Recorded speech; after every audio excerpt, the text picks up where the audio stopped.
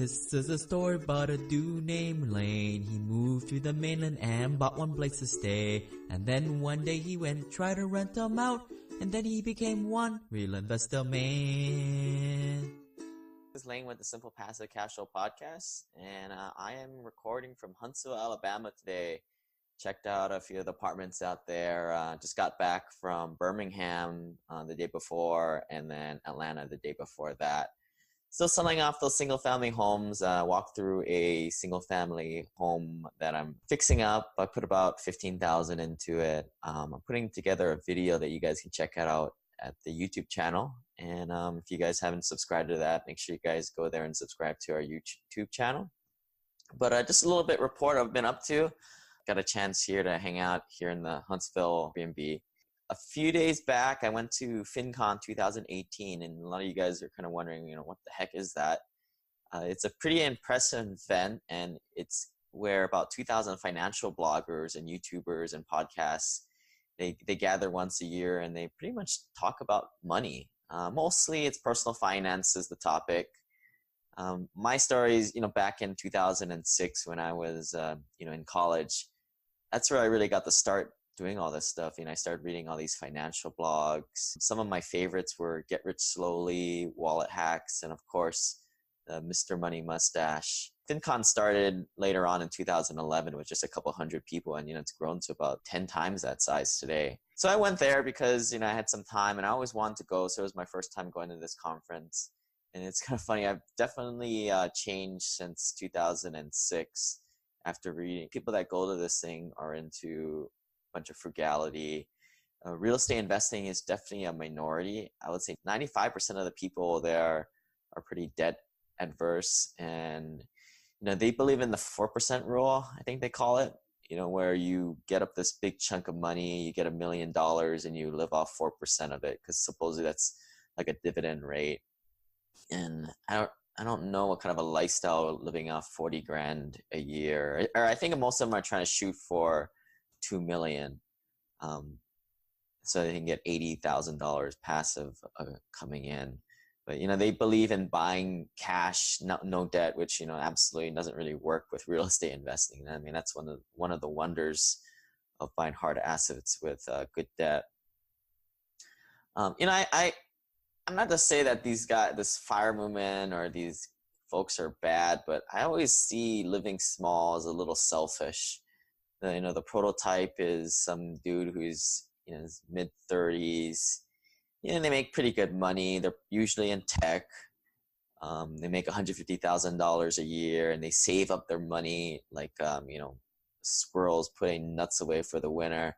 And they retire early by just being frugal. And they just go traveling, or they live really small lifestyles. And when I mean small, I'm all cool for, not having a big house, but, they don't really do much, like they created this wealth, but they're not really sort of growing it more to give back. I don't know. I just have a sort of a problem with that. It just seems a little nearsighted to me. It seems like a pretty lame life just to, exist. Seems like you're just existing off 40 to 80 grand a year. And if you guys have ever read that $1 Million Next Door book, but it's that type of lifestyle that I would not really want to live. Not saying that I really want, nice things, or not that I don't like nice things either. But yeah, I think it's important to kind of find your why and find a way to give back to others. And I kind of talk about that in my book. And if you guys want a free copy of my book signed, I'll ship it out to you guys. Just, tell one of your friends and, CC me, and I'll send it out to you, and with your mailing address. So at this conference, there's a lot of financial advisors, and I've got a link in the video on the website here on my article, Why I Don't Really Like Financial Planners. I think the one thing I like about the people there is that they are pretty happy and content with spending very little money. I think that's one thing that a lot of people I've talked to, guys making $200,000, $300,000 a year, that lifestyle creep just goes up and up. And I ask them, well, at the end of the day, all that matters is how much you save at the end of the year to invest. Pretty amazing. Like, I don't know how these guys spend $300,000 and they're just left with 20 or 30,000 at the end of it. Pretty amazing. So other findings at the FinCon, new investments accounts are incorporated into mobile interfaces. Like, if you've seen in the Mint app, there's a click to invest here button, and they're sort of using pseudo AI, I think, to you're even using it in like finance or banks to one click to refinance your home. So I think it's a little dangerous, and it's just a blend of technology and it seems like as these apps are sort of like, you get people on the app, you get people on the platform, and now you're able to sell financial products from there. So no longer are the banks the only place able to sell mortgages, or the brokerages like Vanguard or Fidelity selling investments, but it seems like if you have an audience, then you can kind of just sell stuff on it because you sort of have a captive audience. And for the average consumer out there, there's somewhat of a trust there. I don't know where that's going, but it's just a trend that I saw. I also saw a cool 5% instant liquidity online savings bank, sort of buy, bonds at $10 a piece, and you can buy and sell those pretty instant liquidity on an app. It's pretty cool. I asked, well, what's the collateral that people have their money in there? And I guess what they're doing is they're investing in inventory loans on hard products. And I guess they buy it at pretty low rates, so your collateral is pretty well covered. I'm still trying to do more due diligence on this, but if you want to kind of be a guinea pig, shoot me an email, let me know, and I can have you try them out for the rest of us. It seems like a cool thing, like how we were all doing HP, which I hear is going to be opening here pretty soon. But it seems like another little more liquidity. You just pretty much click a button and it's right there, and you can deposit into your bank account. You guys are looking to be retiring early and you need health coverage because you're just not having that. There were a couple of providers there. Liberty Health Share was one of them. And these are religious-based health insurance companies that, not to get political or anything, they don't pay for a lot of the semi-sin procedures. Like, I think they don't pay for abortion, and I think they don't pay for like certain, like if you went out drinking and driving, they wouldn't cover your coverage. So again, I'm not saying it's right or wrong or whatever. That's just what it is. So, they're just one provider out there. And I think, when you look at the rates, it looks like it's about half the coverage or half the price if you were to go out and get your regular bronze, silver, gold packages. So that's kind of the recap of my FinCon experience 2018. I don't know if I'm going to go again. It was kind of, it was all right. Maybe next time we'll get a group together and we'll all gather. I think that's what makes it more fun. It's a little lonely when you kind of walk around the room and, I kind of keep to myself. I don't want to say that I'm going into debt with getting all these cash flowing properties because people just don't get it. The second half of this podcast, and if you guys want to check out the video again, head to the website or the YouTube channel. But I've got the live video. I recorded on stage live at FinCon. What I did is I grabbed four guys, and I just interviewed them because they were having side gigs on the side of their job. And I see a constant theme from, you high networking professionals out there who are also growth mindset, being W-2 employees. A lot of you guys don't get the fulfillment at your day job, especially if it's very bureaucratic. I picked these four guys out of the crowd to kind of share their story. 5-7 minutes, I think, is all I gave them. What were some of the first steps, some things to think about. And one cool thing about going to these conferences like FinCon is you get to round up people who think differently. Their growth mindset, they're trying something different, they're kind of following their passions. And so check out that video. And again, please share this with your friends, because if you don't have any friends to have a midday lunch with when you're not doing anything in the midday. And here comes the video.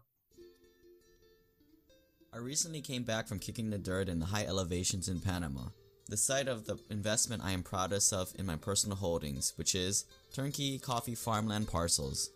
Coffee, cash flow, and a legacy investment with turnkey management. Go to Simple Passive Cash Flow /coffee to get a parcel in your mind before the whole mountain is gone.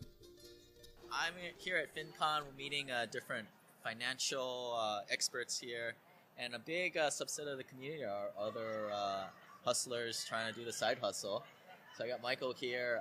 Tell us a little bit what you used to do in your prior life and kind of that escape from corporate America. Sure. So basically, I used to run an IT company, something that I started in my 20s. Ran that for a good 10 years or so, and then ultimately sold that business to a larger company. Worked for them for a couple years. Really didn't like working for someone else, especially after owning the business. So at that point, I decided I'm just going to basically quit and, leave everything behind. So I left corporate America, the 9 to 5, went home and just hung out with my kids. Yeah, so let's talk about, you kind of quit cold turkey. Did you have any savings before you left? Or? Yeah, so I definitely had some savings. Along the way, I had saved about 50% of my income along the way.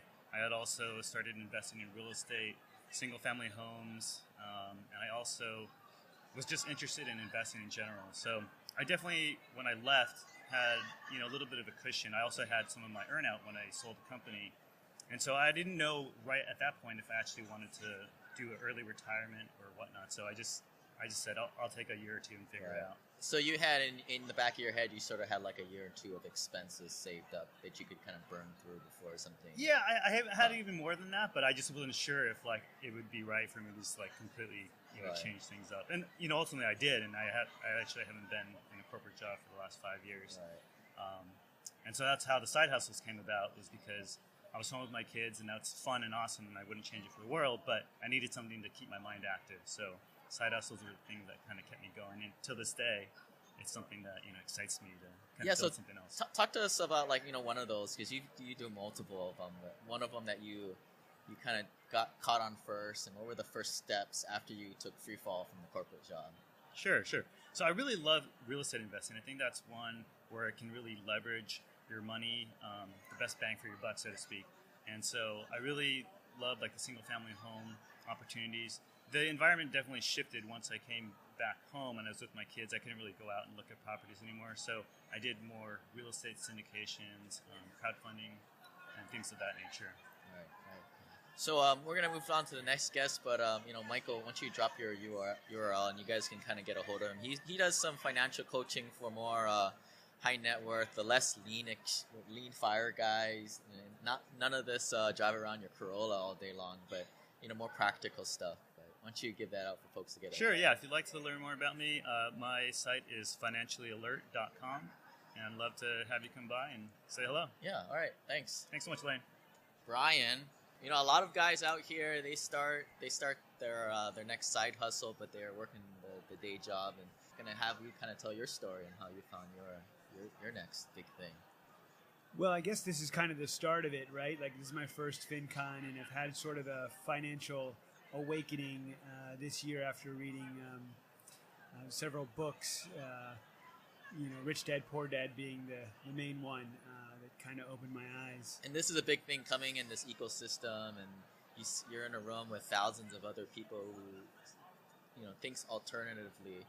And that's why I always tell people, go to some real estate conferences, go to even the real estate meetups and get around the right people. Yeah, exactly. Yeah, I mean, being here makes you feel like you can do anything, right? Because you're around like-minded individuals who are really on the forefront of a whole new, personal finance journey. It's very, very exciting. Right. So maybe talk us about what idea you have and what are some of the steps that you're gonna do to make that possible? So my wife and I started our own video production company back in 2007, right before the crash. It was kind of a scary time, doing that, and it's been wonderful. The problem I face is that it's a limited income, and it's a job. I've created a job, although it's a great job and a job I love. It's still just a job. It's not a business. It's not providing me with passive income. But that's the key here, right? I mean, a lot of us are working that corporate job that, you make a lot of money, but you don't really like it. It's not, it's not something that you enjoy. Exactly. Yeah, exactly. And I think, I'm interested in finding ways to, grow my net worth and become, financially independent, and that is extremely exciting, and to do that as rapidly as possible. And I'm it's almost an obsession. So anything that I can do to ensure that coming to FinCon, I've decided, to create like a side hustle, which is spendlessgreen.com. Yet to be still working on the still URL. a work in progress. Yeah, but the whole idea is I want to help people, save more of their hard-earned cash, and build wealth, because that's, there's an extreme difference that I've found between being rich and being wealthy. Right. And we sat on this table, the side hustle table, and it was all about really not. The theme is don't make a side hustle because you want to make money because it's profitable. Don't become a pharmacist because you heard that's $100,000 a year job and there's the demand for it. Do it because find a side hustle that you enjoy doing and you want to help people first, because that will kind of shine through. People see through your exterior motives, if not. Yeah, exactly. Yeah. I think if you do what you love, it shows. Right. So you're gonna kind of take people through the journey and kind of. Yeah, I know what it's like to not have money, and I know what it's like to earn a decent wage and to spend it as fast as it comes in, So I have that experience, I want the experience, of a lot of the people here that are here at the conference that are, prodigious wealth accumulators. They have, since a very young age, been able to understand that a dollar saved is better than a dollar earned. That took me years to understand. Financial literacy was not something that came naturally to me. It was not something that was taught to me. I think, from my experience, my parents and people that were around me, overspent. So that's Well said. So why don't you give your the folks out there your URL so they can kind of follow your journey and yeah. Well, the new URL is going to be spendlessgreen.com, and currently our video production company is Lucky Lemon Films. It's luckylemon.io. Right. So you guys can follow that and yeah. Thanks a lot, Lane. It's been a real pleasure. Nice yeah. Thanks. Appreciate it. So yeah, you guys, I think it's kind of cool to see, you always run into these blogs and that people are kind of doing big things, like Mr. Money Mustache. But this is kind of where it starts, and people are starting these side hustles every day, getting things going, starting from nothing and making it into this big thing. So it usually takes about a couple, 2-3 years of getting going. So my next guest here, Rocky, if you guys have been to my About Me page, this is the man who did that 2-hour-long podcast with me. Probably one of the best interviews I've done ever. His podcast is Richer Soul, but we crossed paths here again today, and I thought we check in. And Rocky is the king of side hustles here. Tell us a little bit what's the real job, and a little bit about what you've been doing on the side.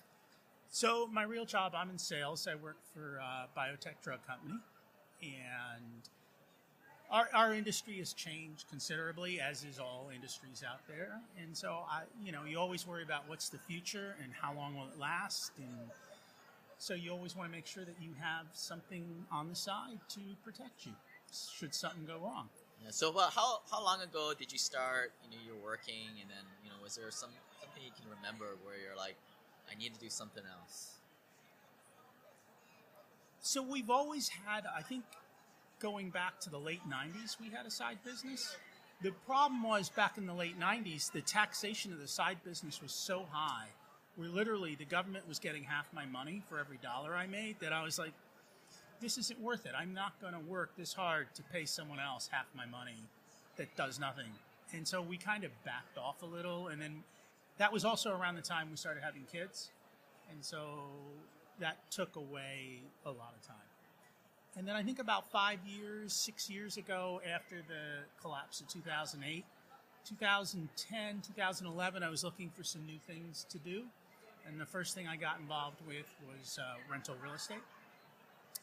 And then after rental real estate, there were so many opportunities, we got into a flipping business.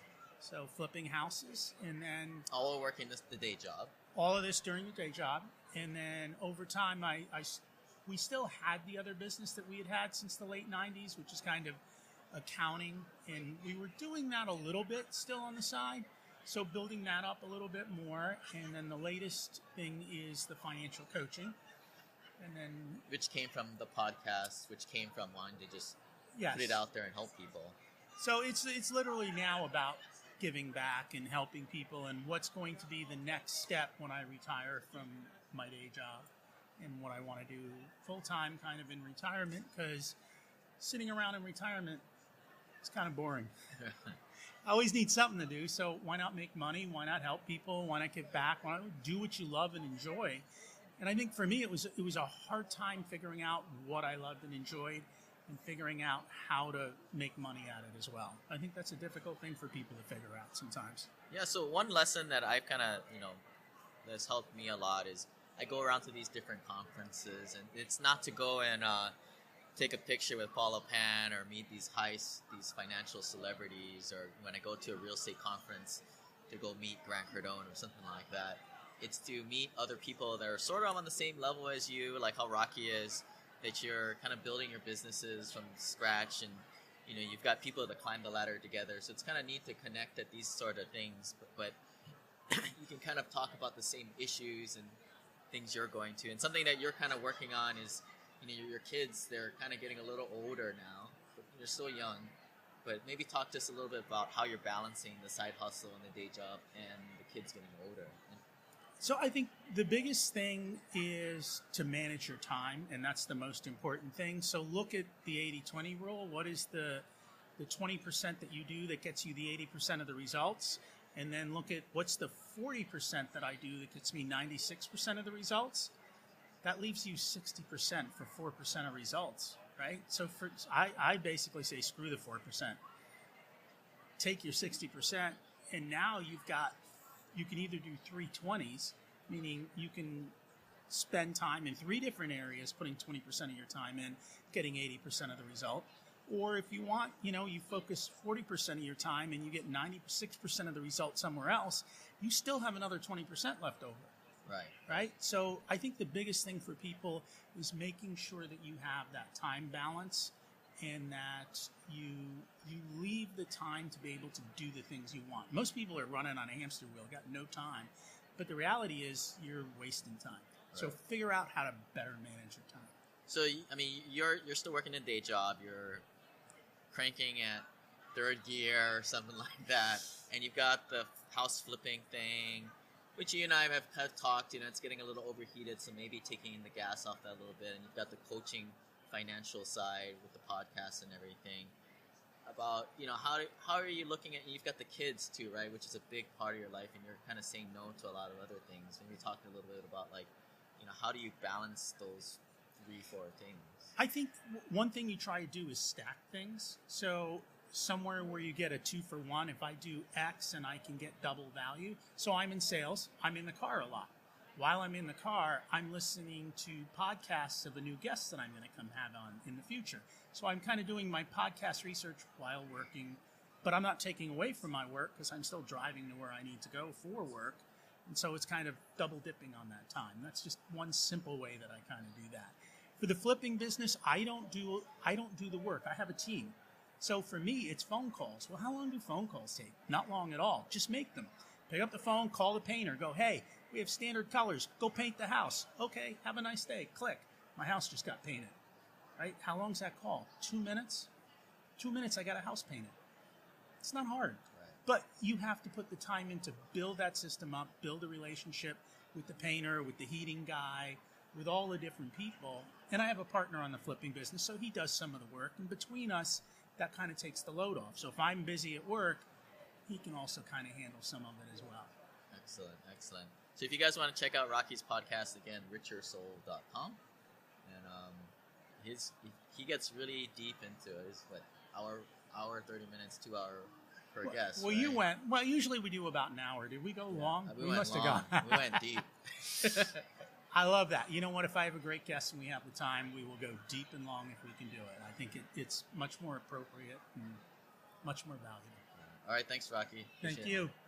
Alex, he led our little roundtable creating a side hustle. One of the real reasons I like the side hustles because a lot of you guys are working professionals, not quite fulfilled in what you're doing. But what are the steps to kind of get out of that that day-to-day grind and to start building the side hustle? Because it's not like you're going to do it overnight. Maybe talk to us about, like, you know, you're still working a day job. Yeah. I don't know if you want to say the company, but it's in the aerospace. Oh, yeah. Oh, I mean, I don't mind at all. I work for a big investment company called EIC, and we're publicly traded. We're actually Canadian. And actually, I really enjoy the job. However, it doesn't hit on a lot of my passions. Right. So it's a great job, great company to work for. I've got an amazing team, but at the end of the day, I can leave and sometimes be like, man, I don't feel fulfilled necessarily. And that's where the whole reason for me came in, where I'm like, I need something else. And that's where the idea of a side hustle kind of was born for me. So you're working the day job, and you know there's an itch, there's a hunger. What were some of the first things that you tried, or you saw that, you know, to try and start building some traction? A lot of mistakes. I mean, it's kind of the first thing I guess you could say that I went into, because I didn't know what to do, you know, and a lot of things that I was trying, I was just trying because I saw people making money at it, you know.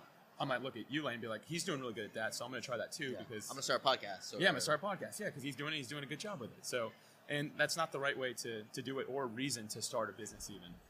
Overwhelmed by the amount of stuff is on Simple Passive Cashflow? Don't know where the heck to start? Go to simplepassivecashflow.com/start to sign up, or text the word SIMPLE to 314-665-1767 for the curated course to get you up to speed on the past 2 years of content. Again, join the free web course, The Journey to Simple Passive Cashflow. Go to simplepassivecashflow.com/start or text the word SIMPLE to 314-665-1767. So I found a better way to do is to figure out what I'm good at and really what my passion is, like what keeps me up at night, what gets me excited. And those are the things I decided to move into. And so you've talked about StrengthsFinder 2.0, which is I'm a big fan of too. Yeah, absolutely.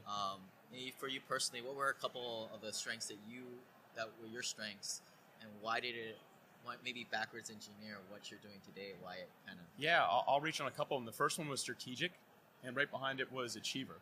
So I'm good with strategy, and I'm good at achieving things that are put in front of me. So I just started developing things, which for me, it turns into actually doing some business coaching for people. I'm good at helping them with their strategies and designing where they want to go in the future. And then as far as execution is concerned, I'm great at going ahead and helping them implement these things by giving them aggressive timelines or a timeline that works for them. Right. Another ingredient that I see that when I have the strategy calls with you folks, again, for Hui Deal Pipeline Club members, you guys usually get a 15-minute free chat. And what I'm trying to listen for is some kind of strength. You know, a lot of you guys that live in certain areas of the country near rentals, that could be a particular strength. Or it could be, you know, you're in construction management and you're good at working with, you know, contractors and negotiating different issues like that. What were some of the strengths that you had in your day job that transitioned into what you're kind of doing today? Thankfully, I have a great team, like I said there, and I oversee 6 departments within the company. And I've gotten very good at building a healthy organization, if you will. So as far as like profitability is concerned, streamlining processes are things I'm naturally very good at. So it just kind of translated over into any sort of side hustle I've ever been part of, because I'm able to implement those skills I've learned on the job through that 9 to 5. Right. So what are the things that you started first? I mean, like, just writing was kind of your big thing. Yeah. You know, I started with writing because I felt like it was something that I had a story I wanted to share. And, you know, I started off doing it really wrong. I was a terrible writer. I think we talked about it earlier. My first blog post, I found it recently, and it was scary. I reread that makes no sense, you know. But over time, I developed that skill and was able to start actually making some traction with that. Right. And I think we chatted about it with our other guest earlier. I think it was Michael. Is like trying to figure out something that you actually enjoy giving away. Yeah. As information, because if not, it's not going to come from a place of abundance. It's going to keep your followers, or you're going to push away followers because they're going to be like, oh, this guy, he just wants to make money doing this. Yeah, you know, I think a lot of because it's a side hustle, so it is for me. It's for Alex Sanfilippo. But if I make it and position it about me, that's the problem. The idea's got to be to go and add value and solve someone else's problem, help them along the way, to maybe have the freedom that you have, or just the joy or fulfillment that you're having in your life as well. So turning it around and saying, okay, it's not going to be about me, it's going to be about them, how I can actually help them grow and develop. By doing that makes a huge difference, because people see that immediately. People can see through your motives. And when you're out there to help people, that's what they're looking for. They want help. Right. And that's the big advantage of having a side hustle, is that your hustle is not, your family is not dependent on you having a hustle. So by having the day job, you have food on the table. So what you're doing is just gravy on top of everything else. Exactly. A lot of people feel like they should quit their job to start, to focus more on their side hustle, which I always discourage people from.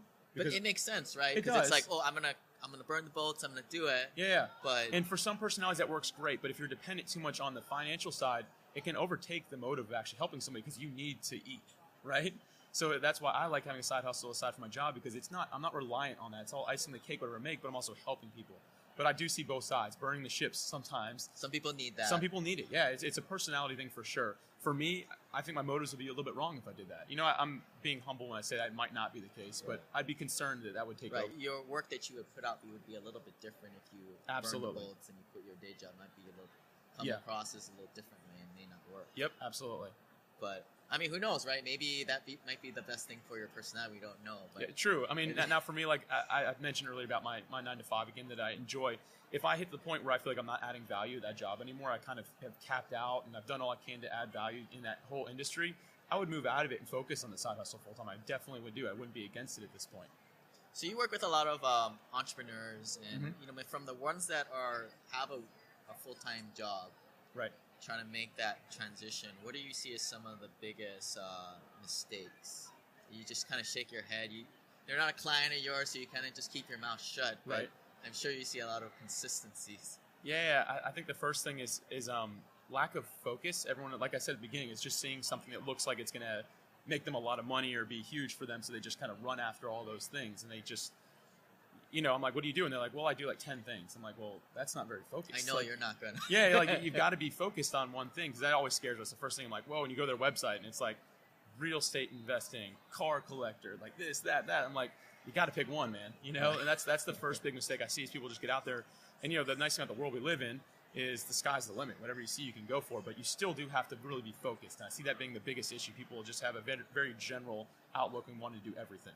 Right. So if someone's starting out and focusing on one thing, what is just one thing that they should focus on? Just creating content if they're a blogger, or figuring out what their business is? Yeah, it all goes back to your personality and your type. What are you good at? How are you going to add value to leave a mark, to change somebody's life?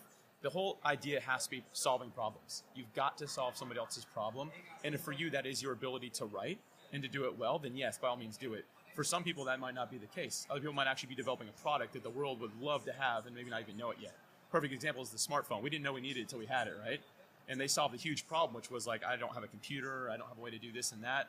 So they were able to solve people's problems that way. And at the end of the day, it all comes down to problem solving. Right. One of the I always tell people for brainstorming this kind of thing is think back on your life and what's the biggest pain point that you went through, because you've obviously made it this far. And I don't know, maybe you're just hiding it really well or something like that. But maybe you have some strategies around getting through that, and now you're able to help people. So for a lot of people, it's here it's coming from getting out of debt and helping other people do the same. Right. And that's kind of one way I tell people to kind of start brainstorming.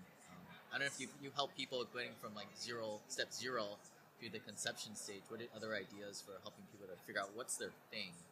Yeah, my big thing is I'm very relational, so I love to get to know people. And it's funny, a lot of times you might not know that you're naturally good at something until somebody tells you. And I think it's really important to call that out of people. Perfect example, I met somebody earlier who's a very good encourager. And I just mentioned, hey, you're great at like encouraging people. And they're like, oh, really? They didn't even realize that skill that they had in themselves, but it's probably one of the biggest parts of who they are, but it's just who they are, so they don't really notice it like someone like you or I would. Right. And it's important to call that out of people. Say, hey, you're naturally really good at this, because that's sometimes can spark something inside of somebody to say, maybe I should focus more on that type of thing. Yeah. So the two ways there, guys, trying to figure out what your skills are, what makes you kind of an advantage, and then also what problems are there out to solve. Yeah. And I think a lot of people think that the market and the world is just too saturated. There's nothing left for them, like the scarcity mindset, if you will. I don't believe in that at all. Everyone is unique, which means everyone has unique problems, which means there's a unique solution for everybody. And oftentimes, you, the listener, are the only person that is actually able to solve that person's problem. You may be the very thing that gets them through what they're going through in their life right now. And it's not scarcity. Someone isn't already doing it. The world needs you and the solution that you have for it. Right. And then we're living in pretty amazing times where, if you get good at WordPress, that's your conduit to reaching everybody. And that's what Alex helps out people do, and he kind of gets guys going. And the internet is kind of the infrastructure to get it out there. Absolutely. You know, when I started blogging, the first thing I did was actually go speak at I got invited to speak at a WordCamp, which is a WordPress specific event. And I was there to promote my blog. I was going to talk about my blog. I ended up talking, and nobody cared about my blog at all. But people loved the strategy I shared to creating it. And that's kind of where I found what I'm in now. You know, I'm not specific to WordPress, but a lot of what I do is helping people start with that platform and build from there. Yeah. So what was the content of the blog originally about? Yeah, it was actually a faith-based blog. So I was just kind of writing about my faith and my journey in Christianity. And it was really cool, but I wasn't a great writer yet. But I wanted to help promote that, and I was kind of, you know, working on my own brand in there and things like that. It was a little bit selfish. So by creating that content, you learned these skills along the way. Yeah, you know, I mean, it was a side hustle, and I had the time. I didn't know what else to do, so I was like, I'll learn how to do this WordPress stuff. And a lot of it came more natural than I expected it to. And the good thing is that this industry changes so much, all the little tricks and tips, Yes. Google Trends, all these little, hey, did you try this app, AppSumo, all these little Right. tricks and tips. It's not like somebody who, it changes. That's why I don't really try to bring on guests of the big names, because a lot of their advice is just not really useful to regular real estate investors trying to get started today, and that's kind of the same thing here. Oh, absolutely. Yeah, I couldn't agree more with that. I remember when I was first kind of looking at different applications and plugins, there's millions of options out there for anything, you know, and it was a matter of kind of narrowing it down. And now I'm very devoted. I have a daily routine that is just devoted to education. So I'm reading all these different, I think it's like 35 different publications I go through every day. And I'm looking to see what the new trends are, what's coming out, and how I can be a benefit to the people that I'm helping coach. Yeah. So Alex was going to do this thing for me. He does this like $50 coaching thing. And I always like to get, for real estate, that's kind of chump change. Yeah. I know it. Yeah. You know me. I'm a hobbyist when it comes to real estate investing. I have some rental properties. Yeah. So, but yeah. I know it's a good value for you, right? Yeah, I think it is. Even if it's just to talk to somebody different for like $100, if they're kind of adding value to you in one little thing or changing one idea, that's really that's a lot of leverage right there. Yeah, absolutely. Possible. But once you give away your URL, and then absolutely. want to get a hold of you. It's nguonline.com. It stands for Next Gen University. So again, we're focused on educating, helping people when it comes to coaching. There's also a blog on there, which is a free resource, and we're starting to launch some online courses. Next couple of weeks, we'll have kind of our first one out there. And then what's the other blog that was the pet project? The first ones people can get a sense of how things start. Well, first off, thankfully, I've taken most of my stuff off there that I don't want people to write my bad writing that I used to do. But it's called dailyps.com. Right. Stands for paradigm shift, so dailyps.com. So maybe you guys can check that out and get a little inspiration from that. Yeah, absolutely. And see, that's how the content and the skill creation was created from that page. And just kind of be passionate about something, and then hopefully it leads to something else. If not, it was a hobby. Yeah. At the very least, it's a learning experience, right? Learn and grow from it. Yeah. Thanks, Alex. Lane, thanks for appreciate it. All right, guys. Well, live from FinCon 2018 in Orlando, and we'll catch you guys next time. Bye. This website offers very general information concerning real estate for investment purposes. Every investor's situation is unique. Always seek the services of licensed third-party appraisers and inspectors to verify the value and condition of any property you intend to purchase. Use the services of professional title and escrow companies and licensed tax, investment, and or legal advisor before relying on any information contained herein. Information is not guaranteed, as in every investment there is risk. The content found here is just my opinion, and things change, and I reserve the right to change my mind. Above all else, do your own analysis and think for yourself, because in the end, you are the only person who is going to look out for your best interests.